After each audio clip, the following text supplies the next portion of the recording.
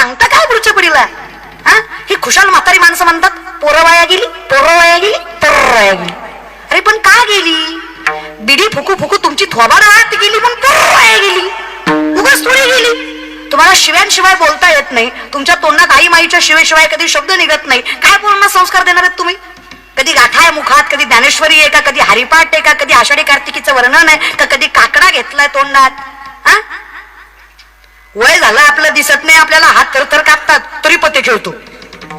आता पत्ते कशाला? रमी आली, घरभर बुडवली की दिवशी त्याच्या नादात. आणि मला ते रमीचं बी नवल वाटतो. ती एक ऍडव्हर्टाईज आहे, जंगली रमी पे आओ ना महाराज. महाराज आम्हीच राहिलो ना तेवढे त्याच्या दामालाही बोलवलो. हे बेकारी माणसं पण महाराज म्हणा. महाराज ही पदवी कोणालाही दिली जात नाही.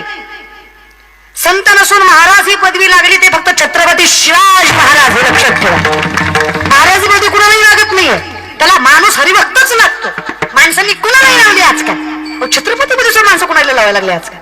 लोकांचं काय म्हणा, कर्म कमी बोभाटा जास्त. अख्ख्या करोनात किलोभर तांदूळ दिला, फेसबुक जाम केला. तू दिला कशाला? फोटो काढू काढू बेजार. कोटीचा बंगला, बंगल्यावर नाव मातृ पितृ छाया. घरी गेल्यावर कळलं मातृ वाट्यावर, पितृ वाट्यावर, छाया खटावर. राग लागू तुझ्या बंगल्याला. तू लिहितो कशाला रे? मी नाही म्हणत आहे, हे नामदेवरायांचं वर्णन आहे. नामदेवराय सांगतात काय कलियुग आलं रे देवा, काय जग निघालं तुझं. लटके झाले कटके तिथे काढले एवढे रावे, लटके झाले कटके तिथे काढले एवढे रावे, लटके झाले कटके तिथे काढले एवढे रावे, लटके झाले कटके तिथे काढले एवढे रावे,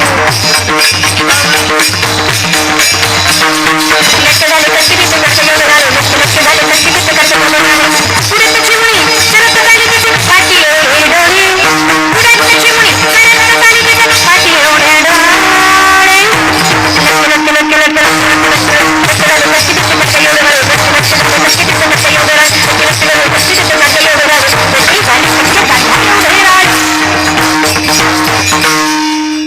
लटके झाले कटके तिथे काढले एवढे रावे, लटके झाले कटके तिथे काढले एवढे रावे.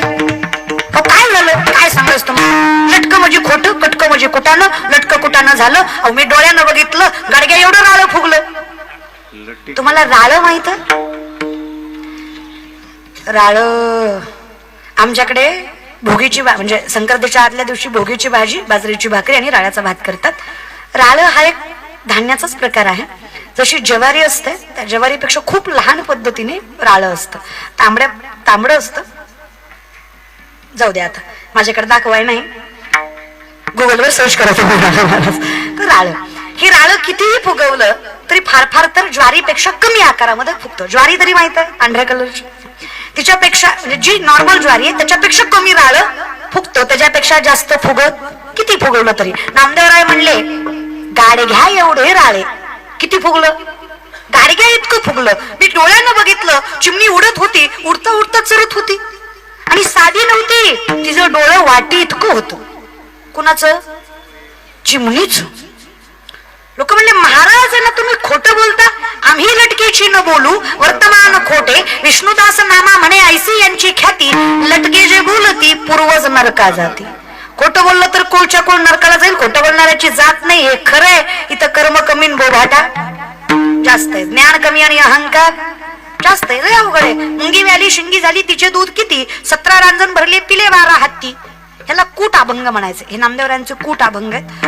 कुटून कुटून किती बी कुटले तरी कुटूनच कळत नाही, त्याला कुट म्हणायचं महाराज. कुट म्हणजे खोडकर. मुंगी व्याली शिंगी झाली तिचे दूध किती, 17 रांजण भरले पिले 12 हत्ती. कोण व्याली? मुंगी. तिचं दूध 17 रांजण. कुणाचं? मुंगीचं. पिले किती? 12 हत्ती. कुणाचं दूध? हा, ऐका कीर्तन.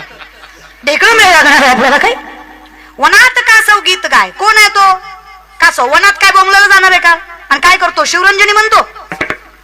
कासव आहे तो, त्याचा शब्द फुटत, त्याचा आवाज येत. पण आमचं तसंच आहे. आम्ही करत काही नाही पण आमचा आवाज फार मोठा आहे, सामर्थ्य खूप. अरे नका रे दादा. वारे हाती माप चाले सज्जनाचे, कीर्ती मुख त्याचे नारायण. तुम्ही कर्म सत्य करत राहा, मन शुद्ध ठेवा, नजर पवित्र ठेवा. तुम्हाला काही करायची गरज नाही. एक दिवस असा येईल जी लोक अपमान करतायत तीच लोक सन्मान करतील. हा दिवस विठोबाच्या मालकाच्या आशीर्वादाने उभा राहील. कशाला काळजी करताय? तुम्ही टाळ्या वाजवताय पण माझ्यावर उपकार केल्यासारख्या वाजवताय. तुमची टाळी कशी माहितीये का?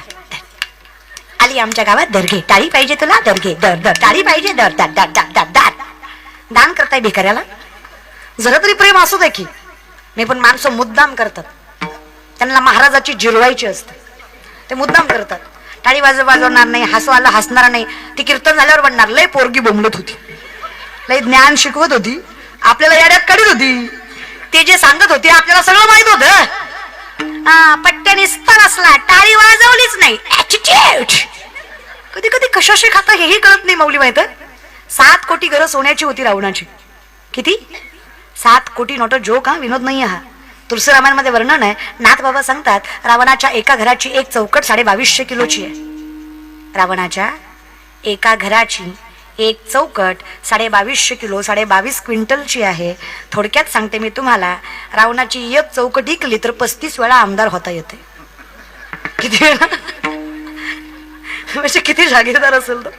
अशी त्याच्याकडे एक चौकट आहे का? 7 कोटी फक्त चौकटी. भीती मरू द्या, मरचाल तुम्ही अटॅक येऊन. लय होतो त्याच्याकडे. 80,000 बायका, 1 लाख पोरं, 1.25 लाख नातू, ही फक्त घरची झाली. भाऊकीन पाहुणं रावलं किती असत्या? 80,000 बायका, 80,000 बायकाचे आई बाप, सासरे. 1,60,000 म्हणू नका. ज्याच्या जावयानं 80,000 एकट्यानं केल्या, सासरा गुणाचा असन का? त्यानं 200 तरी केलं असतीलच की. आपण नाही त्याचं गणित लावू शकत आहे. अरे एवढं नवग्रहाच्या पायऱ्या होत्या चढायला. कुबीर राखणीला, गाढव बळी गजानन सटवी करी, बाळांतपण ही सत्ता रावणाची. नाथ बाबांचं वर्णन आहे नाथ रामायणामध्ये. सगळ्यात मोठा शिवभक्त, द नाव मुवमेंट, आत्ताच्या क्षणापर्यंत रावणासारखा शिवभक्त झाला. धन्य भाग्य रावणाचे दास झाले शंकराचे. अहो काय सामर्थ्य सांगायचं. शिवपूजेला बसला 7 ते 8 तास वेळ शिवपूजेला लागायचा दिवसातला. 14 माणसं फक्त पूजेचं सामान हाताखाली द्यायला होती. रोज 1000 कमळ शिवपिंडीला व्हायचा. चुकून एक दिवशी 999 कमळ भरली. पूजेतनं उठला नाही, दुसरं कोणाला आणायला सांगितलं नाही, पूजा परिपूर्ण केलीच. स्वतःचं शिर कापलं आणि 1000वे शिर कमल म्हणून शिवपिंडीला अर्पण केलं. एवढा महान शिवभक्त निष्ठावंत रावण होता. भक्तीतही कमी नव्हतं.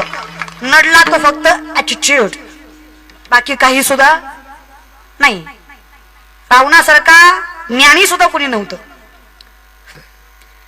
लंका कोणाची? भिका पाटलाची. माय तुम्ही माझ्या आहे म्हणून तरी बोलत जा ग. पार्टी आपली एक आहे ना. तुम्हीच गुवाहाटीला गेल्यावर मी कुणाकडे बघू? बोलत जा ग माय. बरं बोलायला कुठं आपल्याला शिकवावं लागतं का ग? नवरा बायकोचं भांडण लागलं, बायकोनी तुम्हाला माझी कदर नाही, तुमचं घरदार शेतीबाडी आई बाप बहीण बाळा सगळं मी सांभाळते, सगळं मी एकटी सांभाळते, मी काय काय सांभाळू? नवरा म्हणला सगळं मी सांभाळतो, तू फक्त तोंड सांभाळ. लय खुश होऊ नका, तुम्ही गुणाचे नाही. आम्ही बोलतो त्याचं कारणच तुम्ही. खरं सांग का तरुण मंडळी, पुरुष मंडळी, मी तुम्हाला लेख म्हणून सांगते, काही लागत नाही बघा बायकोला. 2 शब्द प्रेमाने बोलत जा, काही लागत नाही. आधीच तर ती इतकं सहन करते ना. सासूनं बोलावं, सासऱ्यानं बोलावं, जावेनं बोलावं, नंदेनं हिणवावं, अख्ख्या जगाने त्रास द्यावा, फक्त नवऱ्यानं म्हणावं सोबत आहे मी तुझ्या. बाई सगळी संकट एका पायावर सहन करण्याची क्षमता ठेवतो फक्त नवरा, साथ देणारा आणि विश्वास ठेवणारा पाहिजे. तरी वाजवीच आहे यांच्यासाठी पण. आणि नुसते बसले बोर. अरे वाजवायचं रे, तुमच्याच बायकोचं कौतुक केलं थोडं माझ्या. काय तुम्ही पण दादा, खरंय की नाही का? बरं इमानदारीने सांगा, संसारात कोण शहाणा लागतो ग माय? संसारात कोण शहाणा लागतो? अगं माझं झालं नाही म्हणून तुम्हाला विचारते. माझं पेटल्यावर तुम्हाला कशावर विचारेल? येईल माझी मला अक्कल. पेटेपर्यंत सांगा, तुम्हाला एक्सपिरियन्स आहे ग माय. संसारात कोण शहाणा? मी नाही म्हणत, ज्ञानोबा ज्ञानेश्वरी मध्ये सांगतात, जरी सख्याचा जिव्हाळा बाय सासरवासच आहे.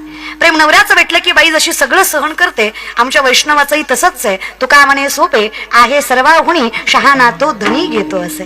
जेव्हा विठेवरच्या मालकासारखा शहाणा मालक आम्हाला भेटतो तेव्हा आम्हाला काळाचं भय वाटत, कारण आमचा मालक फार सामर्थ्यवंत आहे. आम्ही चिंता नाही करत कोण दिवस येईल, मालक शहाणा आहे ना आमचा, पण आमच्या परमार्थाला काही चिंता करायची गरज नाही. संसारात मालक शहाणा असला की संसाराची चिंता करायची काही नाही लागत ग माय. जगद्गुरु तुकोबारांसारखा नवरा भेटायला काय भाग्य असेल त्या माय माऊली आवलीचं. लोक म्हणतात आवलीसारखी फार फटकळ बायको आहे. आवलीसारखी बायको नाही माय. जगद्गुरु तुकोबांना 2 बायका, रखमा आणि जिजा. तुम्ही फार हौसनं ऐकू नका, जे नाही ते फार घेता तुम्ही. त्यांनी काही हौसनं केल्या नाही. त्या पहिली रखमा होती, त्यांना बाळ होत नव्हतं म्हणून आईबापाने हत्या खातर दुसरी करायला लावली. पण देवाचं गणित इतकं बेकार आहे, दुसरी बायको केल्यावर दुसरीच्या आधी पहिलं लेकरू झालं. देव बी असा खतरनाक आहे महाराज, नाव नाही काढायचं, देवाची परीक्षा नाही बघायची. 2 बायका, रखमा आणि जिजा. जिजांनाच आवली म्हणलं, त्यांचं खरं नाव जिजा. एका जिजाईनं पुत्र दिला म्हणून हिंदवी स्वराज्य उभा टाकलं, एका जिजाईनं धनी दिला म्हणून परमार्थाचा कलश उभा टाकला. दोन्ही जिजाई तेवढेच सामर्थ्यवंत होत्या आधी. आणि ही ताकद असते ना, बाईत खूप ताकद आहे. The woman is an ideal manager. सगळ्यात मोठी व्यवस्थापक स्त्री आहे. मोठ्यातल्या मोठ्या उद्योजकाला जे व्यवस्थापन जमणार नाही ते आपली आई घरामध्ये दररोज करते, म्हणून कमी खर्चात आपला संसार सुखाचं व्हायचं सामर्थ्य घरामध्ये निर्माण होतं. MA वगैरे करायची काही गरज नाही. तुम्हाला मॅनेजमेंट शिकायचं ना, आपल्या आईकडे बघा एकदा जरा नजर रोखून. आजही माझी माय साबण संपल्यावर फेकत नाही, जुन्या साबणाची चिपडी नव्या साबणाला लावती का, तर तेवढ्यात एक आंघोळ होईल. डोकं होती ना, मॅनेजमेंट खतरनाक असतं तिचं. ती गावातल्या बाजारातल्या पिशव्या फेकून देत, फायदा होतो पुढे. आम्ही जर म्हणलं ना हा ड्रेस नाही आता झाला वापरून, फेकून देत नाही देत. मॅनेजमेंट तिच्यासारखं मॅनेज कोणालाच करता येत. कशाला बाहेर जायचंय? खूप ताकद आहे माय तुमच्यात, खूप लय गोड आहे माय तुम्ही, खरंच लय गोड आहे. कीर्तनाला आलेल्या तुम्ही तर लय गोड आहे ग. हा लय गोड आहे, आपण लय गोड आहे. आपलं तोंड सोडलं ना आपण लय गोड आहे ग. एवढं एकच फॉल्ट आहे आपल्यात, बाकी काही नाही. ते लोकांनी उभं पाडले ना, काही एवढं कोण बोलतं, सहन करतो. मग काय करावं सांगावं तरी कोणाला, म्हणून बोलणं बाईला सांगता येत नाही. मी काय म्हणते, देवा सांगू सुख दुःख देव निवारील, तो त्याला सांगा. लोकांना सांगण्यात मजा नाही, लोकांना आपलं दुःख ऐकायला आवडतं. विनंती बरं का माझी, तुमचं सुनेचं जमत नाही, तुमचं सासूचं जमत नाही, छिंजात धरू धरू मारा माऱ्या करा, पण बेडरूम मध्ये करा. घरात आलं की मिठी मारायचीच. हा पाहुण्यासमोर तर असं बसायचं, जाळलंच पाहिजे. त्यांना वाटलं पाहिजे एवढं कसं पटतंय माय, जुळू दे की, काही नाही फरक पडत. लोकाला लय दुःख सांगत बसायचं. लोकांना आपल्या घरातला तमाशा बघायला आवडतो. शब्दांना माफ करा माझ्या, पण समाज है. हर किसी के सामने अपने आंसू गिराया मत करो, अपने दिल का हाल हर किसी को बताया मत करो. मुट्ठी में नमक लेकर चलते हैं ये लोग, हर किसी को अपना जखम दिखाया मत करो. गरज नाही लोकांना सांगायची, त्याला सांगूया ना, तो ऐकतोय ना. तुम्ही वाट बघता का कवाशी 1000 समाज होईल? पण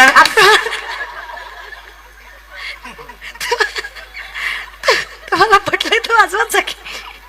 अवघड आहे रे देवा, विनंती आहे रे. तुमचं कसं झालंय माहित आहे का, एक माणूस एका महाराजाकडे गेला, म्हणला वर्षात लेकरू झालं पाहिजे. खरं तर हाच विनोद आहे, पण मरू द्या. विनोद न कळणं हा सगळ्यात मोठा विनोद आहे. कीर्तन झाल्यावर एक हसत होता, म्हणलं झालं आत्ता का हसताय? ती म्हणला ताई सुरुवातीचा विनोद आत्ता कळला. अक्का कीर्तन होईपर्यंत विचित्र लोक महाराज. आपला समजून घ्यायचं जरा. महाराज म्हणले हरकत नाही, नारळ घे, तुम्हाला वर्षात लेकरू होईल. हा वर्षाने माघारी आला, म्हणला महाराज वर्ष झालं लेकरू नाही. महाराज म्हणला नारळ दुसरा घे, पण माणसात बोंबळू नको, झालं नाही. प्रसिद्धी कमी करू नको, माझी लोक जमले. 2 नारळ दिला, 2 वर्षाने आला, म्हणलं पक्का भामटा येते. 2दा नारळ घेतला, एकदा लेकरू नाही. महाराज म्हणले माझा नारळ फसत नाही रे, तुझ्या बाबतीत 2दा फसला, तुझंच काहीतरी चुकतंय. अचानक महाराजाला आठवलं. महाराज म्हणले काय, जेवढी माणसं माझ्याकडे लेकरू मागायला आली सगळी बायको घेऊन आली. आई शपथ, ज्याला कळलं ते हुशार आहे. ब्रिलियंट माइंड आहे, ज्याला कळलं तर. तू 2दा एकटाच आला, तुझी बायको कुठे? ती मला लग्न नाही झालं. याला किती नारळ दिल्यावर लेकरू होणार आहे? तसं आज तुम्ही न डोकं लावता कीर्तन ऐकलं कसं कीर्तन करणार आहे? द्वैताची झारणी गुरुविना तया कायची कीर्तन करेल ना. आम्ही थोडं समजून घ्यायचा प्रयत्न करत जा, तर मजा आहे महाराज. विषयाकडे या. माऊली सामर्थ्यवंत महाराज, अधिकारी व्यक्ती, खूप गोड, खूप ताकद असते माय माऊल्यांमध्ये खूप. तर ती जगद्गुरु तुकोबांची दुसरी पत्नी आवली. पहिली पत्नी रखमा दुष्काळात अन्न करून गेल्या. मी ताकद सांगते तुमची. पहिली पत्नी रखमा दुष्काळात अन्न करून गेल्या. लोक म्हणतात तुकोबाराय गरीब होते का? तुकोबारायांसारखी श्रीमंती कोणाची नाही. 65 लाखाची सावकारकी होती तुकोबारायांकडे. फक्त तुकोबारायांच्या वाटणीचे 3 भाऊ बाकी आहेत अजून. 25 बैलगाड्या तुकोबांनी कर्जपत्राच्या इंद्रायणीत बुडवल्या होत्या. किती? 25 बैलगाड्या, कर्जपत्र, सध्याच्या मिनिंगला स्टॅम्प पेपर. त्याच्यावर लिहिलं होतं की मी तुमच्याकडनं हे घाण ठेवून घेतोय, याच्या बदल्यात मी एवढी मुद्दल तुम्हाला देतोय. असं प्रत्येक शेतकऱ्याचे 10-15 एकर जमिनी तुकोबारायांकडे घाण होत्या. अशा कागदांच्या